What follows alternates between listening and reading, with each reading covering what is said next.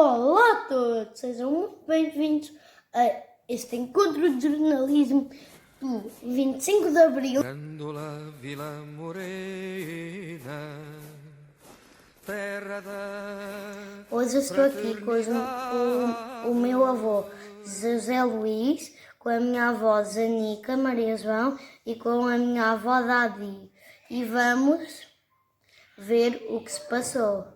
Olá Francisco, obrigado por me teres convidado para falar sobre o 25 de Abril, que, como tu já sabes, é um tema que tem sido muito marcante na vida do avô. Olá Kiko, diz que vais fazer um trabalho sobre o 25 de Abril. Querias saber a opinião da avó sobre esse tema?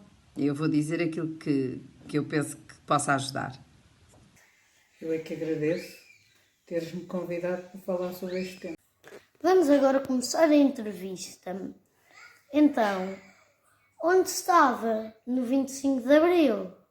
A avó era uma jovem nessa altura e ia para a escola como todos os dias. No dia 25 de Abril eu estava a cumprir serviço militar num quartel em Lisboa e por essa razão vivi direta e intensamente todos os acontecimentos do dia 25 de Abril.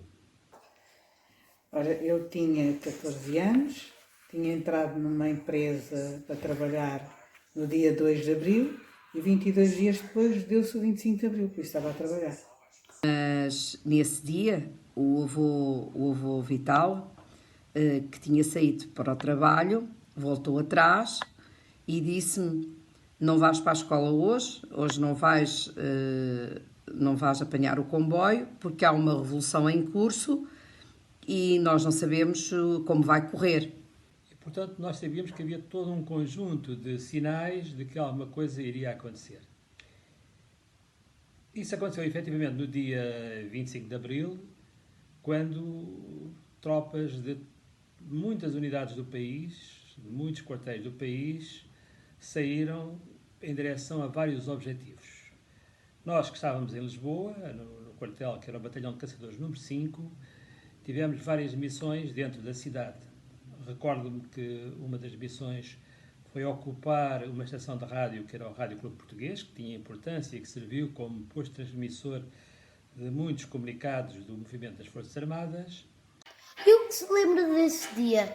Tem alguma história engraçada para nos contar aqui a todos? Como imaginas, nesse dia ocorreram muitos episódios, alguns mais engraçados do que outros, mas eu lembro-me de um que foi até um pouco cómico. Eu estava no quartel, na função de oficial de dia. O oficial de dia é a pessoa que durante 24 horas tem a responsabilidade de gerir o quartel, de dar conta de tudo o que se passa, todas as ocorrências que se passam no quartel durante esse período. Esse dia tive todo o dia a ouvir as notícias na rádio.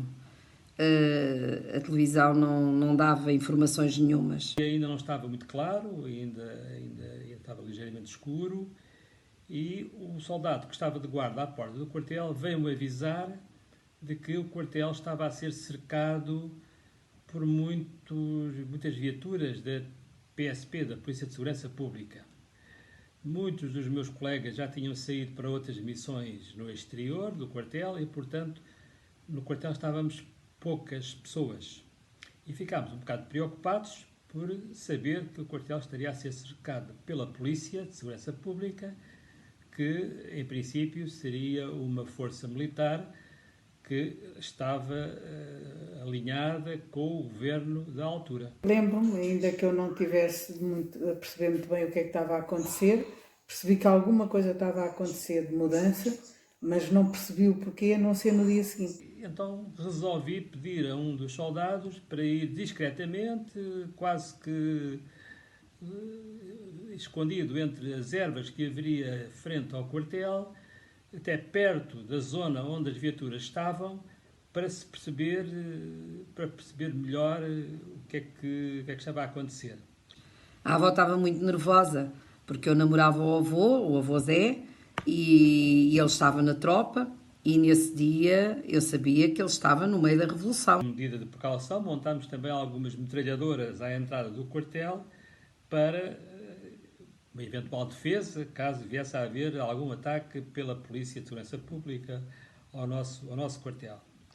O soldado que, entretanto, se deslocou até essa situação, quando chegou perto, levantou-se, observou, veio para trás e então, quando chegou ao pé de nós, para nossa surpresa, relatou que as carrinhas, afinal, não eram da Polícia de Segurança Pública, mas era sim da UCAL. A UCAL era uma empresa que distribuía leite em Lisboa e que também tinha carrinhas azuis. E só mesmo ao fim do dia é que houve um noticiário na televisão a dizer que a Revolução se tinha concretizado, tinham prendido o atual primeiro-ministro, que era o Marcelo Caetano, e as pessoas estavam muito felizes na rua, juntamente com os soldados, com todos os militares.